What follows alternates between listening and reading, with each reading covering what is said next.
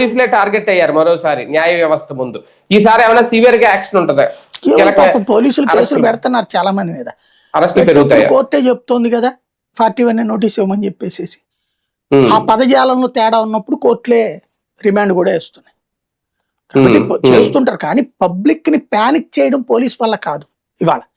ఎందుకంటే ఆ ఎక్స్ట్రీమ్ స్టేజ్కి వెళ్ళిపోయారు వాళ్ళిద్దరు. పబ్లిక్ ప్యానిక్ అవుతున్నారు వీళ్ళ వల్ల. రెండు పార్టీల వల్ల ప్యానిక్ అవుతున్నారు, పోలీసుల వల్ల ప్యానిక్ అవుతున్నారు, ముగ్గురు వల్ల ప్యానిక్ అవుతున్నారు. అసలు రాజ్యాంగ వ్యవస్థలు నాశనం అయిపోయింది రాష్ట్రంలో, దాని వల్ల ప్యానిక్ అవుతున్నారు. నిజమైన పబ్లిక్ ప్యానిక్ అవుతున్నారు. ఆ శక్తులు విజృంభిస్తున్నాయి.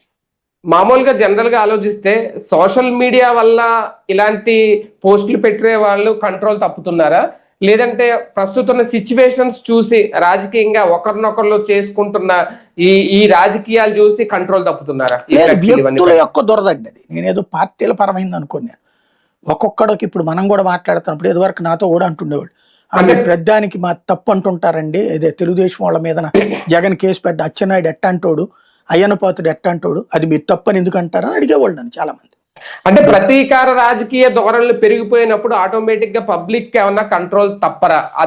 దానికి సోషల్ మీడియా వాడుకొని ఇలాంటి వ్యాఖ్యలు చేస్తున్నారు. ఇప్పుడు నేను 40 ఏళ్ల నుంచి చూస్తున్నాను, 32 ఏళ్ళ జర్నలిజం ఫీల్డ్, అంతకుముందు ఒక 7-8 ఏళ్ళు ఊహ తెలిసిన రాజకీయమే కదా చూసింది. ఈ రాజకీయాల్లో నేను అబ్జర్వ్ చేసింది, రౌడీని సమర్థించే శక్తులు రోడ్డు